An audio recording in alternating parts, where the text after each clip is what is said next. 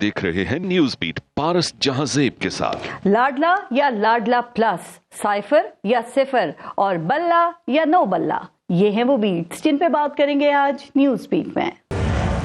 अस्सलाम वालेकुम, मैं हूं पारस जहांजेब। पाकिस्तान का सियासी सिस्टम ऐसा है या फिर ऐसा बना दिया गया है कि इस सिस्टम को हर दौर और हर वक्त में एक लाडले की जरूरत रहती है। एक तरफ सिस्टम को लाडलों की जरूरत रहती है तो दूसरी तरफ सिस्टम की ये जरूरत पूरी करने के लिए सियासी रहनुमा और सियासी जमातें हर बुलावे और कबूलियत के लिए गेट पर खड़ी मिलती हैं। लाडलापन की खूबी भी यही है और खामी भी यही है कि जो लाडला नहीं बन पाते वो लाडला बनने वालों की हम वक्त निशानदेही करते हैं, इस पर लाडला होने का इल्जाम लगाते हैं और जो लाडला होता है वो खुद को लाडला मानने से इनकारी रहता है और हाँ, कभी कभी इस टैग से परेशान भी होता है। वैसे तो जमहूरियत में लीडर वही कहलाता है जो आवाम का लाडला होता है, इक़्तिदार भी उसे ही मिलता है जो जमहूर का लाडला होता है, लेकिन कहा जाता है कि हमारे यहाँ कबूलियत मकबूलियत को खा जाती है। सिस्टम का लाडला जीत जाता है और आवाम का लाडला हार जाता है। सेलेक्टेड आगे निकल जाता है और इलेक्टेड पीछे रह जाता है। सिस्टम हर बार किसी एक को लाडला बनाकर लाता है, उसे इक़्तिदार की कुर्सी पर बिठाता है, उसका चेहरा दिखाकर जमहूरियत की देवी को मुतमईन करता है, लेकिन यूं ही वो लाडला इक़्तिदार के साथ इख्तियार की ख्वाहिश करता है या वो खुद को सिस्टम के साथ साथ अवाम का लाडला भी समझना शुरू कर देता है, उसे अपनी मकबूलियत का गुमान होने लगता है तो एक पेच फटना शुरू हो जाता है। फिर सिस्टम कहता है कि अब लाडला बिगड़ गया है और लाडला चाहे अवाम का हो, सिस्टम का हो या फिर कोई माँ का लाडला ही क्यों ना हो, जब लाडला बिगड़ जाए तो फिर वही सिस्टम उसको सजा देता है, उसके नीचे से कुर्सी खींच लेता है, वो सड़कों पर दुहाइयां देता फिरता है कि मुझे क्यों निकाला, मेरा क्या कसूर है, वो कहता फिरता है कि मेरे खिलाफ साजिश हुई है। कहा जाता है कि जुल्फिकार अली भुट्टो भी इसी सिस्टम के लाडले बनकर आए, लेकिन जब उन्होंने अवाम का लाडला बनने का दावा किया तो उनको तख्ते इक़्तिदार से तख्ते दार पर पहुंचा दिया गया। कहा जाता है कि 90 की दहाई में IJI का इत्तेहाद सिस्टम का लाडला बनकर आया। मियां मोहम्मद नवाज शरीफ दोबारा वजीर आजम बने, लेकिन दोनों बार जो ही सिस्टम को उनके बिगड़ने का शक हुआ तो मुबैना तौर पे उनका लाडला स्टेटस छीन लिया गया। फिर उन्होंने सिस्टम से लड़ाई के बजाय समझौता किया, अपनी सजा कबूल की, तो इसी सिस्टम ने उनको तीसरी बार मौका दिया, लेकिन अंजाम फिर वही हुआ, तो सिस्टम ने एक और लाडला तैयार कर लिया। अब कहा जाता है कि इस बार बानी चेयरमैन PTI को लाडले का स्टेटस देकर इक़्तिदार दिया गया और इस लाडले ने भी सिर्फ 2 साल ही निकाले, वही पूरे किए थे कि इक़्तिदार और इख्तियार का वही खेल दोबारा शुरू हो गया और सिस्टम के इस लाडले का ठिकाना भी अडियाला जेल बन गया। मियां नवाज शरीफ वापस आए तो उनके मुखालिफिन को एक तरफ उनके इत्तेहादी भी उन पर सिर्फ लाडला ही नहीं बल्कि इस बार लाडला प्लस होने के इल्जामात लगा रहे हैं। सिस्टम के फेवरेट होने के उन्हें ताने दिए जा रहे हैं, इंतखाब से पहले मुंतखब होने की बातें हो रही हैं, सिलेक्शन और सेलेक्टेड की भप्तियां कसी जा रही हैं। तो क्या पाकिस्तान में लाडला बनाना इस सियासी सिस्टम की लाजमी जरूरत है या फिर इक़्तिदार के लिए लाडला होना पहली और आखिरी शर्त बन जाती है, या फिर यहां हर कोई लाडला बनकर इक़्तिदार के लिए आसान रास्ते को तरजीह देना ही बेहतर ख्याल करता है? आज के प्रोग्राम में इस लाडलेपन पर भी बात करेंगे, लेकिन पहले लेंगे ब्रेक और ब्रेक के साथ हमारे साथ मौजूद होंगे माहिर कानून और पाकिस्तान पीपल्स पार्टी के सीनियर रहनुमा चौधरी एतजाज अहसन साहब। ब्रेक लेते हैं, देखते रहिएगा न्यूज बीट। प्रोग्राम में इस वक्त हमारे साथ माहिर कानून और पाकिस्तान पीपल्स पार्टी के सीनियर रहनुमा चौधरी एतजाज अहसन साहब मौजूद हैं। अस्सलाम वालेकुम एतजाज अहसन साहब, और बहुत बहुत शुक्रिया सर आपके वक्त का। अच्छा एतजाज अहसन साहब, भुट्टो की फांसी से मुतालिक रेफरेंस की समाअत सर 11 साल बाद मुकर्रर हो गई है। अब ये रेफरेंस जो है वो 2011 में आसिफ अली जरदारी साहब ने बतौर सदर इसको दायर किया था और 2012 में इसकी कोई 6 समातें हुई थी। अब ये दोबारा मुकर्रर हुआ है समाअत के लिए, तो आपको लगता है कि 44 साल के बाद अदलिया जो है वो अपनी गलती को तस्लीम करेगी, और करती भी है तो उसका इम्पैक्ट क्या होगा ये भी बताइएगा, क्योंकि भुट्टो साहब तो वापस नहीं आ सकते। देखिए, जहाँ तक तो ताल्लुक है इस रेफरेंस का और सुप्रीम कोर्ट के फैसले का, मैं काफ़ी इस मामले में इसमें कॉन्फिडेंट हूँ, मुझे एतमाद है, मुझे लगता है। और ये कि ये फैसला जो 1979 का फैसला था 1979 को जो सुप्रीम कोर्ट ने फैसला दिया था इस केस में 6 फरवरी 1979 को वो रिवर्स हो जाएगा मेरे ख्याल में। अदालत देखेगी, और इस पे मैं भी तैयारी कर रहा हूँ, अदालत देखेगी कि ये फैसला जो उस वक्त आया था वो बिल्कुल गैर आईनी, गैर कानूनी, और एक जिसको murder of history, murder of the judicial murder कहते हैं। लेकिन सर हमारे यहाँ सिर्फ यही केसेस नहीं है ना, हम देखते ये हैं कि जिन केसेस में आज के सियासतदान जो हैं, जिनको 8-8 साल सजा सुनाई गई कैद की, जो नाअहल हुए, जिनकी वजारत उज़्मा खत्म कर दी गई, उनको भी अब अदालत से बरी किया जा रहा है सर। तो फिर देखें जो अवाम है उसके जहनों में तो ये सवालात उठते हैं ना कि अदलिया पहले गलत थी या अब गलत है, और अगर पहले गलत थी तो फिर इसका जिम्मेदार कौन है? पारस, इस बारे में मैं आपको एक चीज़ बताऊं, मुझे 50 साल तकरीबन से ज़्यादा हो गया, बल्कि तकरीबन क्या ज़्यादा, वादे तौर पे ज़्यादा इस प्रोफेशन में, इस शोबे में हो चुके हैं कानून के। ये जजेस को खुद भी पता होता है अंदर से कि ये फैसला गलत है और गलत कर रहे हैं, खासकर ऐसे बड़े फैसलों में जो जिनमें बड़े इश्यूज इन्वॉल्व हो। छोटे मोटे में भी उनको पता लग जाता है, पर ऐसे में तो उनको खुद सर आपने कहा कि जजेस को फैसलों का पता होता है, लेकिन ये बताइएगा कि अब ये जो एवनफील्ड रेफरेंस में मियां साहब की बरियत हुई है, ये जो फैसला हुआ है, आप समझते हैं कि ये दुरुस्त है? चूंकि प्रोसिक्यूशन जो कि खुद नैब है उसने तो कुछ साबित ही नहीं वो कर सका ना, और इससे पहले मरियम नवाज जो हैं वो भी इसमें बरी हो चुकी थी, और दूसरा है अल अजीजिया रेफरेंस, क्या इसमें भी आप देखते हैं कि वो बरी हो जाएंगे? और बरी हो गए तो क्या इलेक्शन लड़ने के लिए भी अहल हो जाएंगे, या सुप्रीम कोर्ट का नाअहली वाला फैसला, वो ताहियात नाअहली वाला फैसला रुकावट बन सकता है?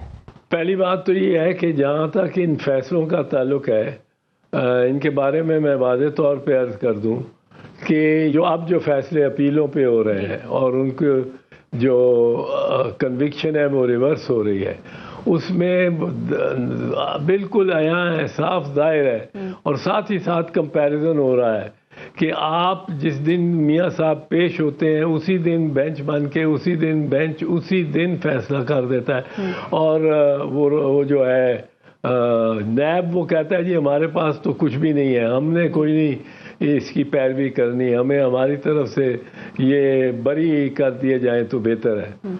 तो नैब की इतनी यू टर्न, और ख़ुद मियां साहब की तरफ से कोई ख़ास बहस उनकी जानिब से होना ही नहीं, और सिर्फ ये कह देना कि शहादत और सबूत नहीं मिलते, और नैब का भी मुआंदाना अंदाज में काम करना, इस तरह इतनी तो डिसग्रेस ऑफ जस्टिस हो ही नहीं सकती।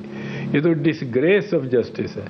पर बहरहाल जहाँ तक ताल्लुक है उनकी नाअहली का, वो उनको ताहियात काटनी पड़ेगी जब तक वो 2/3 अक्सरियत कौमी भी हो, उसमें 2/3 अक्सरियत भी हो, 2/3 अक्सरियत सेनेट में भी हो, और ये दोनों हाउस ईवान अलग-अलग अपने अपने सेशन में बैठकर उस तरमीम को, आईनी तरमीम को पास करें, जो कि उस तशरीह जो सुप्रीम कोर्ट ने की है आइन की, उसमें तरमीम नहीं करती, उसको रद्द नहीं करती। मियां नवाज शरीफ साहब को तो लग ये रहा है कि वो तो पाकिस्तान जो हैं वो चौथी बार वजीर आजम बनने के लिए आए हैं। नून लीग भी यही दावा कर रही है कि अगली हुकूमत उनकी होगी। आपने राना सनाउल्लाह को सुना, वो कहते हैं पंजाब में 141 में से 125 नशिस्तें हम जीतेंगे, ये उनका दावा है।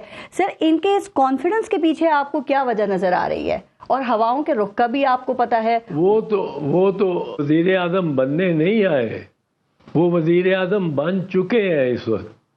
वो लाडला प्लस का जो उनके बारे में कहा जा रहा है वो बन चुके हैं।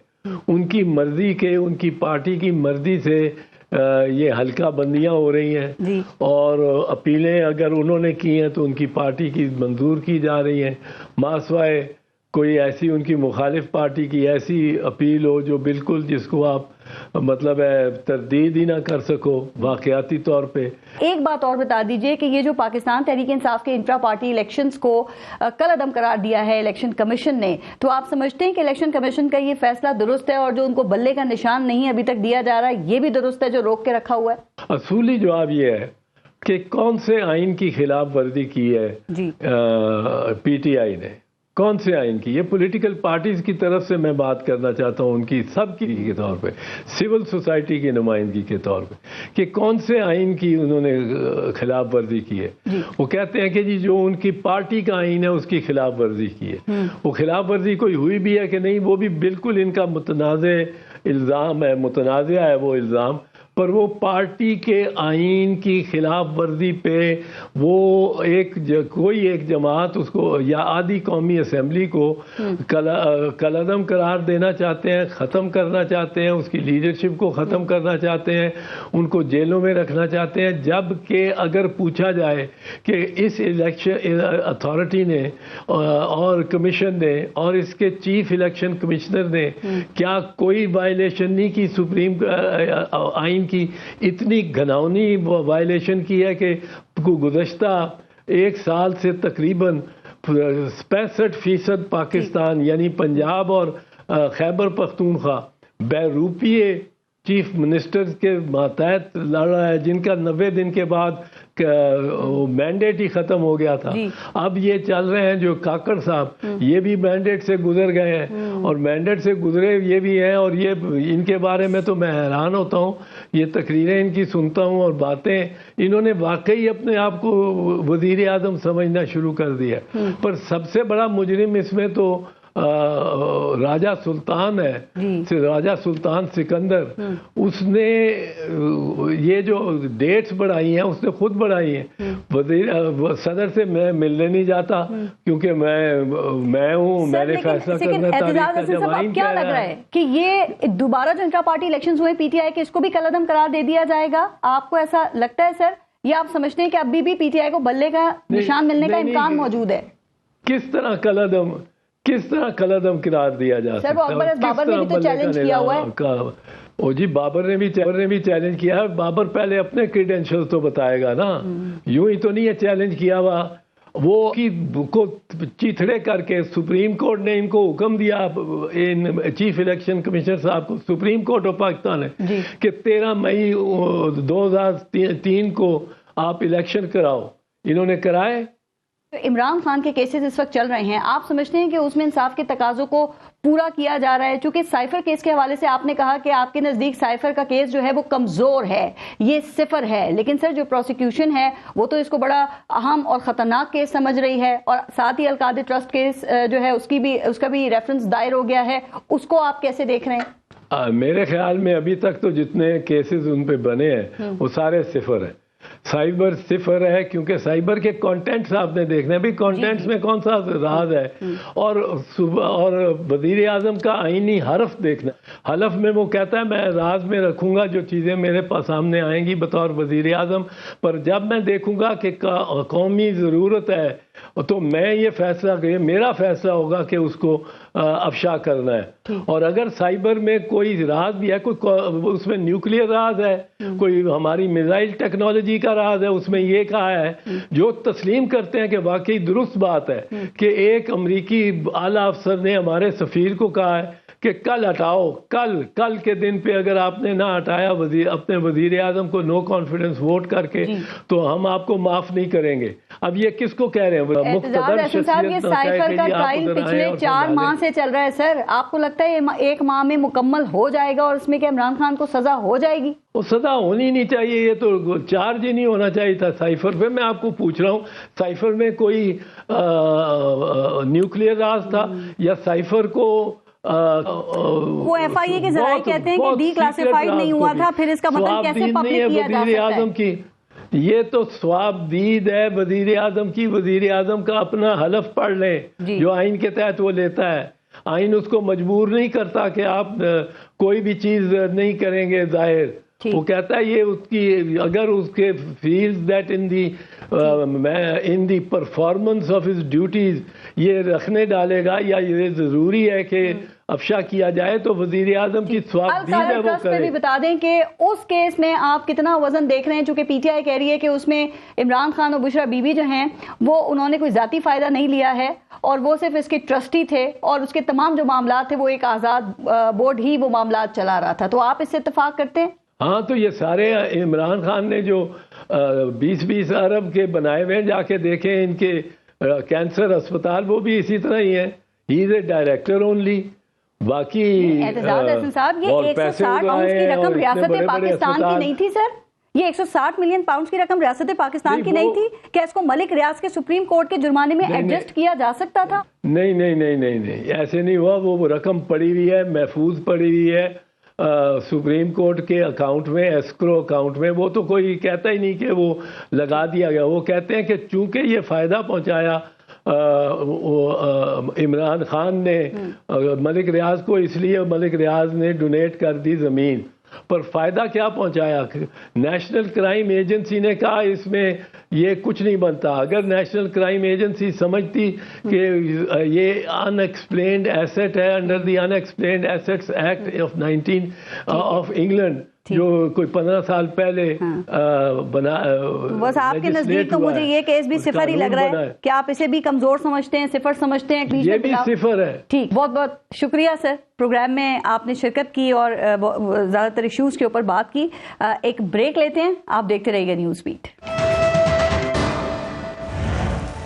और प्रोग्राम के इस हिस्से में हमें ज्वाइन किया है साबिक पाकिस्तान तहरीक इंसाफ के रहनुमा हैं और पीटीआई इंट्रा पार्टी इलेक्शन के खिलाफ पिटिशनर हैं अकबर एस बाबर साहब ने। अकबर एस बाबर साहब, अस्सलाम वालेकुम और बहुत बहुत शुक्रिया सर आपका। वालेकुम अस्सलाम जी। अकबर एस बाबर साहब, हमने ये देखा कि जब भी पाकिस्तान तहरीक इंसाफ के ऊपर कोई मुश्किल वक्त आता है तो अचानक आपकी आमद हो जाती है।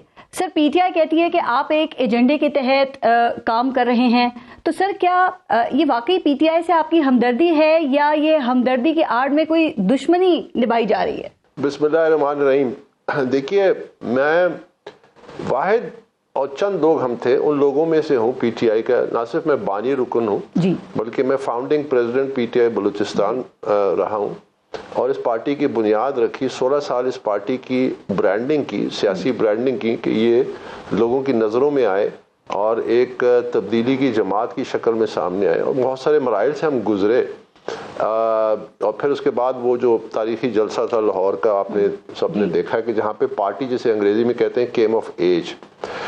तो जहाँ तक मैंने पार्टी का मुश्किल तरीन वक्त देखा है कि मैं तकरीबन रोज़ाना इमरान खान को उनके घर से अपनी गाड़ी में पिक करके दफ्तर जाता था, 66 बाजार रोड, ये इस्लामाबाद में एक दफ्तर था हमारा, मरकजी दफ्तर। और अक्सर जब गुफ्तगू करते थे 2002 इलेक्शन के बाद, चूंकि पार्टी बहुत छोटी हो गई थी और क्योंकि वो एक रेफरेंडम हुआ जिसकी इन्होंने हिमायत की, मैंने मुखालफत की, मिराज मोहम्मद खान साहब मरहूम उन्होंने मुखालफत की और चंद लोगों ने, लेकिन साहब आपकी काफी खिदमत है पार्टी के लिए। मेरा सवाल सर 2000 के बाद से था, ये 2011 से था, क्योंकि जब पाकिस्तान तहरीक इंसाफ ने धरना दिया तो फिर आप फॉरेन फंडिंग का केस लेके इलेक्शन कमीशन चले गए। सर मेरा मतलब ये बिल्कुल नहीं है कि धरना देना दुरुस्त है या फॉरेन फंडिंग लेना दुरुस्त है। मैं सिर्फ और सिर्फ सवाल कर रही हूँ टाइमिंग के हवाले से, चूंकि पीटीआई आप पे इल्जाम लगाती है ना कि कोई खास इवेंट होता है तो आप अचानक सामने आते हैं और फिर पीटीआई के लिए मुश्किलात खड़ी होती हैं या की जाती हैं। मैंने अपनी जिंदगी के बेहतरीन साल दिए और इस पार्टी की ब्रांडिंग की। जब इमरान खान मेरी गाड़ी में कहता था कि हमारी पूरी जमात आपकी गाड़ी में आ जाएगी, तो मैं मुश्किल वक्त का साथी हूँ। पार्टी जब पीक किया पार्टी ने 2011 में और 2013 में, आपको शायद इस बात का इल्म नहीं है कि उस वक्त जो पहला इंट्रा पार्टी बड़े पैमाने पर इलेक्शन हुआ, उस वक्त भी मैं इलेक्शन कमीशन में गया था। उस वक्त भी मेरी रिपोर्ट जो है मौजूद है इलेक्शन कमीशन के रिकॉर्ड में। उसके बाद जब मैंने इतराजात उठाए 2011 में, जो खत लिखा इमरान को, जिसमें मैंने लिखा कि पार्टी में करप्शन हो रही है, पार्टी में गैर कानूनी फंडिंग हो रही है, मनी लॉन्ड्रिंग हो रही है और रियल एस्टेट में इन्वॉल्व है, उस वक्त पार्टी सियासी तौर पे पीक कर रही थी। पार्टी मुश्किलात में नहीं थी, पार्टी को इक़्तिदार सामने नजर आ रहा था। जो इमरान खान का मुझे जो आखिरी पैगाम दिया, जो इमरान खान के अपने वकील अनवर मंसूर खान ने इलेक्शन कमीशन में पढ़ के सुनाया, उसमें उन्होंने कहा कि Akbar, I pandered you, I forced you to take more responsibilities, you were the number 2 in the party. जो शख्स पार्टी का नंबर 2 हो और पार्टी सियासी तौर पे पीक कर रही है, वो क्यों खड़ा हुआ सामने? तो मैं तो उस वक्त खड़ा हुआ जब पार्टी पीक कर रही थी, जब इक़्तिदार नजर आता, इसलिए कि हम अपने बुनियादी असूलों से हट चुके थे। हमने कॉम्प्रोमाइज शुरू कर दिए थे, हमने करप्ट लोगों को लेना शुरू कर दिया था, हम अपने ہٹ چکے تھے. تو یہ بتائیے گا کہ جون 2022 میں جو پارٹی کے انٹرا پارٹی الیکشن ہوئے اور عمران خان اس میں بلا مقابلہ چیئرمین پی ٹی آئی منتخب ہوئے تھے, تو اس وقت میں آپ نے انٹرا پارٹی الیکشنز کو چیلنج کیوں نہیں کیا؟ دیکھیں نا, الیکشن کمیشن نے ابھی تو ان انتخابات کو کہا درست نہیں تھے, کل عدم قرار دے دیا انہوں نے. تو سر اس وقت میں آپ کیوں نہیں گئے اگر آپ کو واقعی پارٹی کی اتنی فکر ہے, اور یا تھی اس وقت بھی؟ دیکھیے, میں آپ سے پوچھتا ہوں, میں اپنے حد تک تو یہ کہہ سکتا ہوں کہ مجھے تو یہ جو الیکشن کمیشن کا بھی آرڈر آیا نومبر 23 کا, جس میں انہوں نے وہ تمام 1.5 سال سے جو انٹرا پارٹی کا چل رہا ہے, جس میں وہ پاکستان تحریک انصاف الیکشن کمیشن کو مطمئن نہیں کر سکتی, اس میں لکھا تھا کہ یہ جو جس الیکشن کا آپ ذکر کریں, یقین کریں مجھے تو پتہ ہی نہیں تھا. کیا آپ کو پتا تھا کہ آپ نے اس انٹرا پارٹی پہ کوئی پروگرام کیا؟ یہ تو دیکھیں اتنے خاموشی سے کاغذی کارروائی ہوئی ہے. اکبر بابر صاحب, آپ جون 2022 میں بھی پی ٹی آئی کے سیکریٹریٹ جاتے نا, تو شاید آپ کو پتا چلتا کہ اس وقت بھی لوگوں کو وہاں نہیں پتا کہ الیکشنز ہونے جا رہے ہیں, ووٹر لسٹیں جاری نہیں کی گئی ہیں, تو اس وقت کیوں نہیں گئے سر آپ؟ ابھی جب یہ فیصلہ آیا, اس فیصلے میں کیا لکھا ہے کہ ایک پورا عمل چلا ہے جس کے نتیجے میں پی ٹی آئی کو آخری موقع دیا جا رہا ہے. آخری موقع یہ دیا جا رہا ہے کہ اگر آپ نے شفاف الیکشن نہیں کرائے تو یہ نشان جو ہے یہ خطرے میں پڑ جائے گا, وہ قانون جو ہے وہ آپ پہ لاگو ہو جائے گا. یہ اس فیصلے میں لکھا ہوا ہے. اب اس کے بعد میں نے ایک ویڈیو میسج کیا جس میں نے پی ٹی آئی کے جو فاؤنڈنگ چیئرمین ہے عمران خان, ان سے میں نے مخاطب ہو کے کہا کہ بہتر یہ ہے کہ آپ اس الیکشن کو جو کرنے جا رہے ہیں, جو ہوا ہے, اس کو آپ خود کل عدم کر دیں. اب کیونکہ یہ الیکشن ہوا ہی نہیں. اب سنیے, ہمارا 2013 میں جو الیکشن ہوا تھا اس میں 1 سال لگا تھا, اس میں بھی بڑے مسائل تھے. یہ 2 گھنٹے میں پورا قومی الیکشن ہو گیا, نہ نامینیشن پیپر تھے, نہ ووٹر لسٹ تھی. سوال میرا وہی ہے, مجھے یہ بتائیے کہ الیکشن کمیشن نے جب اس الیکشن کو کل عدم قرار دیا, اس کے بعد آپ کو یہ پتا لگا کہ جون 2022 کا جو الیکشن تھا وہ درست وہ بھی نہیں تھا؟ میں آپ سے یہ عرض کر رہا ہوں, مجھے یہ پتا بھی نہیں تھا کہ الیکشن ہوئے ہیں. یہ الیکشن جو تھے اتنے خفیہ ہوئے تھے کاغذوں میں کہ اس کا تو پتہ ہی نہیں چلا. بہرحال الیکشن کمیشن نے کر دیا. اب خطرے کی گھنٹی بج گئی ہے. جب خطرے کی گھنٹی بجی تو میں نے اس واسطے اس میں آیا کہ یہ پارٹی کا وجود سیاسی جو ہے, عملی طور پہ سمبل جو ہے, جس سمبل کو لینے کے لیے میں نے کوشش کی تھی. میں نے الیکشن کمیشن میں درخواست دی تھی اگست 2002 میں کہ آپ بلے کا سمبل دیں. ہمارا پہلے سمبل ہوتا تھا چراغ. اس لیے میں اس میں دوبارہ ایکٹیو اس لیے ہوا کہ میں سمجھتا تھا کہ ابھی ہم نے کچھ نہ کچھ کرنا ہے, کہ پارٹی کو بچانا ہے, اس کی سیاسی اس کو بچانا ہے کہ یہ جماعت حصہ لے سکے الیکشن, اس کا سمبل بچ سکے. لیکن ایک بات اور ایڈ کر رہے ہیں, کیا آپ کو یہ بھی خیال آج ہی آیا کہ پارٹی کے اندر موروثیت ہے یا پارٹی کے اندر شخصیت پرستی ہے؟ جب ایک تو الیکشن کمیشن نے الیکشن کو کل عدم قرار دیا, اوپر سے عمران خان جو ہیں وہ سزا یافتہ ہیں, وہ جیل میں ہیں, وہ اس وقت پارٹی کے چیئرمین نہیں بن سکتے, تو یہی تو تاثر ہے کہ پھر آپ ایک دم سامنے آئے ہیں اور تاکہ اس موقع سے فائدہ اٹھایا جا سکے. کیا ایسا ہے آپ کے حوالے سے یہ تاثر کیوں سامنے آتا ہے؟ جب میں نے فارن فنڈنگ کیس کیا 8 سال, اس فارن فنڈنگ کیس کے دوران میں نے تمام الزامات جو تھے ثابت ہو گئے. میرے پریس کانفرنسز آپ دیکھیے الیکشن کمیشن کے باہر, میں آج کے حالات کی اس وقت میں کہہ رہا ہوں کہ یہ تباہی کی سیاست ہے, اس سے پارٹی کے لیے خطرات بڑھیں گے, لیڈرشپ کے لیے خطرات بڑھیں گے, ہمارے ملک کے لیے خطرات بڑھیں گے, ہماری معیشت کے لیے خطرات بڑھیں گے, ہمارے اداروں کے لیے خطرات بڑھیں گے, ہماری جمہوریت کے لیے خطرات بڑھیں گے. یہ راستہ تباہی کا راستہ ہے. ایک پریس کانفرنس موجود ہے جو سال سے چل رہی ہے. پھر میں نے اجرتی سیاستدانوں کی نشاندہی کی. میں نے کہا کہ یہ سیاستدان پاکستان تحریک انصاف کو کچھ بھی نہیں دیں گے, یہ اپنے اس کے مقصد کے تحت آئے ہیں, اپنے آپ کو. میں نے اے ٹی ایمز کے خلاف بات کی کہ یہ کیسے سیاستدان ہیں, آپ پیسے کے خاطر پارٹی کو ان کے حوالے کریں. 8 سال ابھی آپ نے اصولی موقف اختیار کیا ہے نا انٹرا پارٹی الیکشن کے اوپر, ابھی تو آپ کا یہ ایک اصولی موقف ہے نا سر, تو یہ کیا جو شخصیت پرستی ہے یا موروثیت ہے یہ پی ٹی آئی کے اندر ہے سر؟ میں نے آپ سے عرض کیا کہ میں نے دسمبر 2012 میں الیکشن کمیشن میں اس وقت کی انٹر پارٹی کو بھی چیلنج کیا تھا.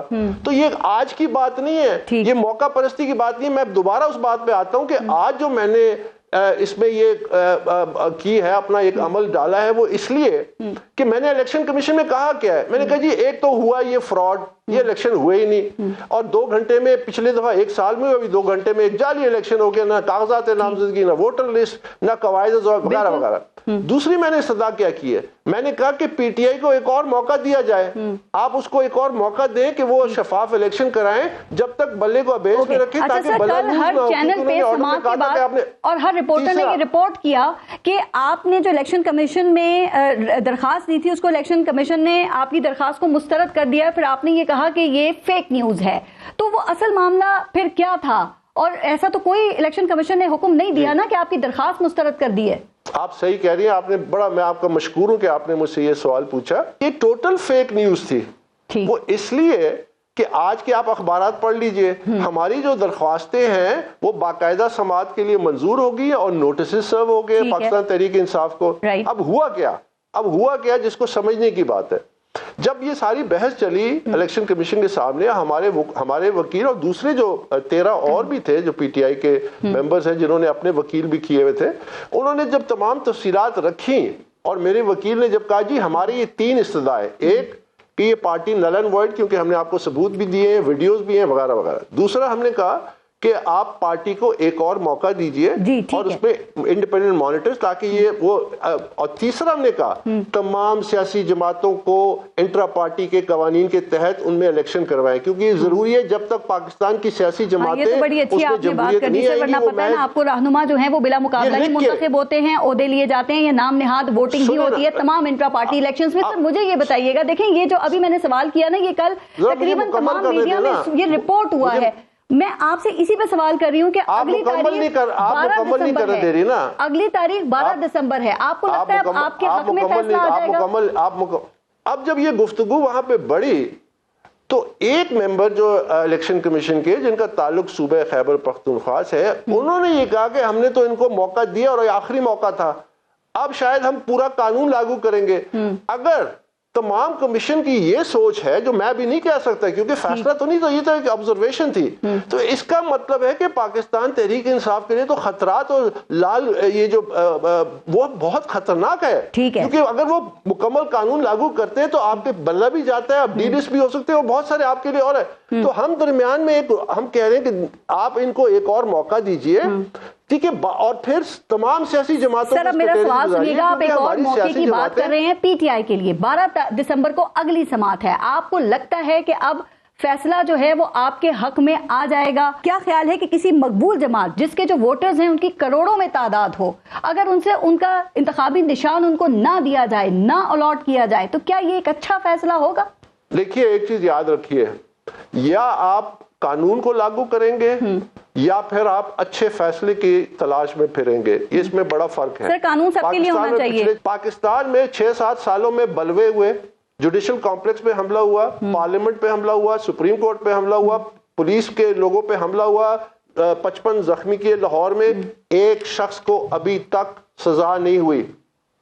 सिंगापुर में आप बबल गम खाते हैं, मेट्रो में आपको फाइन होता है, आप पब्लिक टॉयलेट प्रेस नहीं करते, आप पे फाइन होता है। सिंगापुर की आबादी 60 लाख की है, $950 अरब की एक्सपोर्ट है, पाकिस्तान की 25 करोड़ आबादी है, 32 अरब डॉलर से आगे नहीं गए। आपने कानून लागू करना है, आपने अपनी मसलतें नहीं करनी। देखिए अगर पाकिस्तान ने आगे बढ़ना है, इसीलिए जब तक तमाम जमातें डेमोक्रेटिक नहीं होंगी, नर्सरी नहीं बनेंगी लीडरशिप की, ये सियासत जो है सिर्फ इक़्तिदार की जंग रहेगी, ये सिर्फ शख्सी और खानदानों के कंट्रोल में होंगी। हमने इसे आजाद करना है। तो आप जो 12 की बात कर रही हैं, अल्लाह करे कि फैसला पाकिस्तान और कानून के हक में आए।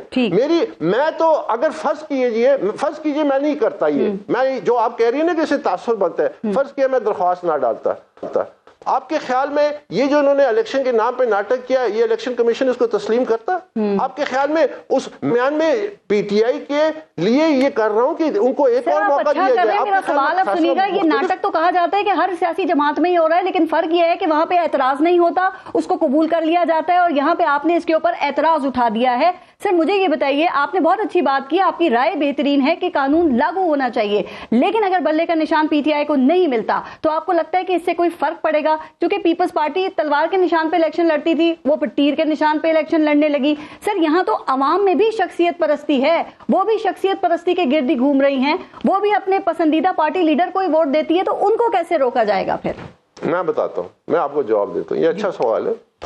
देखिए سب سے پہلے تو یہ کہ ظاہر اگر آپ کا انتخابی نشان جس پہ آپ کی برانڈنگ ہو آپ سے لے لیا جائے تو اس سے ہوتا ہے پارٹی کو. دوسری بات یہ ہے کہ یہ جو میں نے کیا ہے یہ الیکشن پہ اعتراض 1.5-2 سال سے چل رہا تھا. یہ الیکشن کمیشن اور پی ٹی آئی کا معاملہ تھا, میں اس میں فریق نہیں تھا. الیکشن کمیشن نے 23 نومبر کو فیصلہ دیا ہے کہ ہم مسترد کرتے ہیں, اس میں میں فریق نہیں تھا. اس لیے میں نے اس میں کوئی عمل نہیں ہے کہ یہ اتنی سوال سے.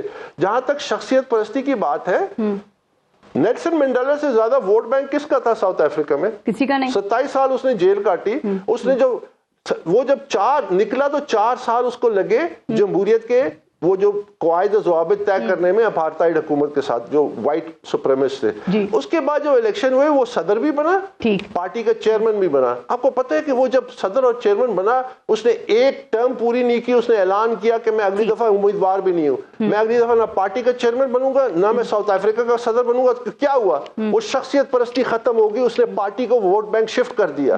اچھا سر, آپ نے چونکہ وہ شروع میں سوال ہو رہے تھے کہ بار بار آپ خاص موقعوں کے اوپر سامنے آتے ہیں, تو آپ کو پتہ ہے کہ پاکستان تحریک انصاف پہ گزشتہ چند ماہ سے جو ریاستی کریک ڈاؤن ہو رہا ہے جس کی وہ کمپلین کر رہے ہیں, وہ کہتے ہیں ہمارے کئی لوگ جو ہیں وہ غائب بھی ہوئے ہیں اور ہماری خواتین جیل میں ہیں, ہمارے لوگوں پہ دباؤ ڈال کے پارٹی کو تبدیل کرنے کے لیے ان پہ دباؤ ڈالا جا رہا ہے اور ہمیں ورکرز کنونشن نہیں کرنے دیے جا رہے ہیں.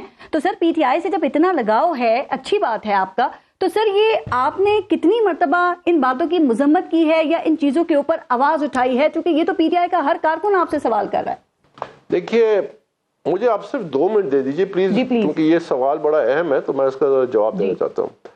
کچھ چیزیں جن کا جو قابل مذمت ہیں اس کو قابل مذمت کرنا چاہیے, کہنا چاہیے. مثلا اگر آپ لیول پلینگ فیلڈ نہیں ملتا, سب کو ملنا چاہیے, لیکن اس میں بھی یہ سوال اٹھتا ہے کہ آپ اپنے کیوں نہیں لیول پلینگ فیلڈ لیتے, آپ ان کو وہ بنیادی حق سے کیوں ڈینائی کرتے ہیں کہ وہ اپنی قیادت کا انتخاب کر سکے. ٹھیک ہے. دوسری بات یہ ہے کہ کچھ ایسے کام بھی ہوئے ہیں جس کی نشاندہی میں الیکشن کمیشن کے سامنے کرتا آیا ہوں کہ یہ تباہی کی سیاست ہے, یہ انتشار کی سیاست ہے, یہ تصادم کی سیاست ہے, اس میں اداروں کو آپ ٹارگٹ کر رہے ہیں, اس سے ادارے اور کمزور ہوں گے, پاکستان کی سیکیورٹی جو ہے خطرے میں پڑے گی. اس عمل میں پچھلے کئی سالوں میں بلوے ہوئے ہیں, جوڈیشل کمپلیکس پہ حملہ ہوا ہے, پارلیمنٹ, سپریم کورٹ اور پولیس کے زمان پارک میں جو 55 زخمی ہو گئے وغیرہ, آج تک ایک شخص کو سزا نہیں ہوئی. میں یہ کہتا ہوں کہ کوئی بھی اسٹیٹ جس میں ریٹ آف دا اسٹیٹ نہ ہو, کیا امریکہ میں مارشل لا ہے کہ وہ ایک ایک شخص کو جو کیپٹل ہل پہ حملہ کیا اس کو پکڑ کے 20 سال 10 سال 15 سال قید دے رہے ہیں؟ کیا برطانیہ میں مارشل لا ہے؟ کیا فرانس میں مارشل لا ہے کہ آدھا گھنٹہ وکیلوں کو دے رہے ہیں جنہوں نے بلوے کیا؟ کیا پاکستان میں ایک شخص کو سزا ابھی تک کیوں نہیں ملی؟ ٹھیک ہے, اسی وجہ سے کہ یہاں پہ ریٹ آف دا اسٹیٹ نہیں ہے. تو یہاں میں یہ کہتا ہوں جو لوگ اس میں انوالو تھے بلووں میں, جنہوں نے یہ سول وہ ایسی انتشار ابھی آپ نے کہا کہ آپ پی ٹی آئی کے لیے مطالبہ لیول پلینگ فیلڈ کا کرتے ہیں, لیکن پی ٹی آئی کے لوگ کہتے ہیں ہم نے تو نہیں کہا کہ آپ ہمارے لیے لیول پلینگ فیلڈ کا مطالبہ کریں. وہ کہتے ہیں کہ جب ورکرز کنونشن سے روکا جاتا ہے, جب لوگوں کے ساتھ زیادتی ہوتی ہے, ہمارے کارکنان کے ساتھ زیادتی ہوتی ہے, تو اس وقت آپ خاموش ہوتے ہیں. تو سر کیا یہ پھر تضاد نہیں ہے ایک؟ آپ یقین سے بتائیے گا کہ آپ سمجھتے ہیں کہ پی ٹی آئی کے لوگ جو اس وقت سیاست چھوڑ رہے ہیں یا جنہوں نے پی ٹی آئی کو چھوڑ دیا ہے یا سیاست ہی بالکل چھوڑ دیا, ان کے اوپر کوئی دباؤ نہیں تھا, انہوں نے خود سے یہ کام کیا ہے؟ سر اس کا میں جواب دیتا ہوں ذرا دوسرے انداز میں. 2 باتیں ہیں. 3.5 سال پی ٹی آئی کی حکومت تھی. عمران خان اس وقت کہتے تھے اسٹیبلشمنٹ 1 پیج پہ ہے, اس سے زیادہ ڈیموکریٹک اسٹیبلشمنٹ نہیں ہے. جتنی جمہوری یہ ہے اس سے پہلے کوئی نہیں تھے. 1 پیج ڈاکٹرن تھی. اس وقت میں زیر عتاب تھا, میرے اوپر جعلی مقدمات بن رہے تھے, میرے گھر کے باہر فائرنگ ہو رہی تھی, مجھے دھمکیاں مل رہی تھی قتل کی جو میں نے لکھ کے دی سب کے سامنے. ٹھیک ہے. اس وقت آپ نے اپنے جو مخالفین تھے ان کو پرسیکیوٹ کیا, ان کو جیلوں میں ڈالا, ان پہ کون سے مظالم نہیں کیے. کیا آپ کو پتہ ہے کہ ایک جس ملک میں, جس معاشرے میں, میں اس کو جسٹیفائی نہیں کر رہا, جس معاشرے میں انصاف نہ ہو, اللہ کا قانون کیا کہتا ہے؟ جب آپ ظلم کرتے ہیں, ظالم جو ہوتا ہے برابر ظلم کا حقدار ہے. یہ قرآن مجید ہے. آپ یاد رکھیے کہ اگر آپ ظلم کریں گے گھوم پھر کے آپ کے ساتھ یہ معاملات ہوں گے. آپ کے پاس تو موقع تھا کہ آپ ایک نیا ٹرینڈ سیٹ کرتے, آپ لوگوں سے انصاف کرتے, آپ اپنے اپوزیشن کے ساتھ انصاف کرتے. کہ پی ٹی آئی کو ورکرز کنونشن کی اجازت ہونی چاہیے, جلسوں کی اجازت ان کو ملنی چاہیے. یقیناً سب کو, سب جماعتوں کو ملنی چاہیے, اس میں تو کوئی شک نہیں ہے. سر آپ یہ سمجھتے ہیں, آخر کے 1-2 منٹ رہ گئے, 1-2 باتیں صرف جلدی. سر مجھے یہ بتائیے, کیا آپ یہ سمجھتے ہیں کہ اس وقت یا نہیں سمجھتے کہ عمران خان جو ہیں وہ ملک کے مقبول ترین لیڈر ہیں, اور اگر پاکستان تحریک انصاف کو مکمل آزادی دی جاتی ہے تو کم از کم وہ سارا اکثریت تو حاصل کر لے گی؟ دیکھیے یہ میں تھوڑا سا مجھے دکھ ہوتا ہے کہ جب ایسا سوال کیا جاتا ہے. 1986 میں محترمہ بے نظیر بھٹو صاحبہ پاکستان واپس آئیں, ایگزائل تھے. ان کے والد صاحب کو پھانسی دی جا چکی تھی اور جو ہمدردی تھی وہ تمام کی تمام ان کے ساتھ تھی. جب وہ لاہور انہوں نے لینڈ کیا تو جو ان کا جلوس تھا اس کا ایک سرا داتا دربار میں تھا, دوسری اس کی دم شاید ایئرپورٹ تک آ رہی تھی. جب وہ پنڈی آئیں, اتنا بڑا جلوس پنڈی کی تاریخ میں کم از کم بہت کم ہوئے ہوں گے جتنا محترمہ کے لیے دنیا امڈ آئی. اس کے بعد جو الیکشن ہوئے 1988 کے, ان کو سمپل میجورٹی نہیں ملی. ایک دوسری بات, ونسٹن چرچل نے برطانیہ کو سیکنڈ ورلڈ وار جتائی, نازی جرمنی سے بچایا جو پوری دنیا کو تباہ کر رہا تھا, جو بالکل آن دا ورج آف وہ برطانیہ کو لینے کے چکر میں تھا. ٹھیک ہے, اس نے اپنے ملک کو اتنی بڑی جنگ میں فتح دلوائی, اگلے الیکشن میں وہ ہار گیا. آپ موقع یہ عوام کو دیں, آپ یہ موقع, آپ فیصلہ کیوں کرتی ہیں؟ میں فیصلہ نہیں کرتی, میں نے آپ سے سوال کیا اور اس سوال پہ آپ کا جواب مانگا, اور آپ کے جواب سے مجھے یہ تاثر لگا کہ وہ الیکشن نہیں جیت سکتے. نہیں, ہرگز نہیں. میں یہ کہہ رہا ہوں کہ آپ جو ہماری ذمہ داری ہے, ہماری ذمہ داری جو ہے وہ یہ ہے کہ level playing field who, transparent elections who, may the best person win. بس ہم نے اس کے عوام میں آگاہی پیدا کرنے کی جمہوریت ہے کیا. اب یہ جو میں نے کیا ہے, آپ کے خیال میں ایک بڑی کنٹریبیوشن نہیں ہے کہ پہلے لوگ انٹرا پارٹی الیکشن کو جانتے نہیں تھے, ان کے سامنے ایک چیز آگئی, بھئی ایک انٹرا پارٹی الیکشن بھی کوئی چیز ہوتی ہے, سیاسی جماعتوں میں الیکشن کی ضرورت ہے, اسے کیا یہ بڑی کنٹریبیوشن نہیں ہے ڈیموکریسی کے لیے؟ اچھا سر, ایک آخری سوال, میرا اور آپ کی ذمہ داری ہے. ٹھیک, آپ اپنی ذمہ داریاں پوری کر رہے ہیں اور یقیناً ہم اپنی ذمہ داریاں پوری کر رہے ہیں, اور وہ بھی پوری ایمانداری کے ساتھ. مجھے آخری بات یہ بتا دیجیے, آپ عمران خان کو بہت پرانا جانتے ہیں, آپ سمجھتے ہیں کہ اگر ان کو کوئی ڈیل کی آفر ہوتی ہے تو کیا وہ ڈیل قبول کریں گے, اس آفر کو قبول کریں گے؟ چونکہ انہوں نے کہا کہ بتا دو جا کے عوام کو کہ آپ کا کپتان ڈٹا ہوا ہے, نہ وہ ملک سے باہر جائے گا اور نہ ہی کوئی ڈیل ایکسپٹ کرے گا.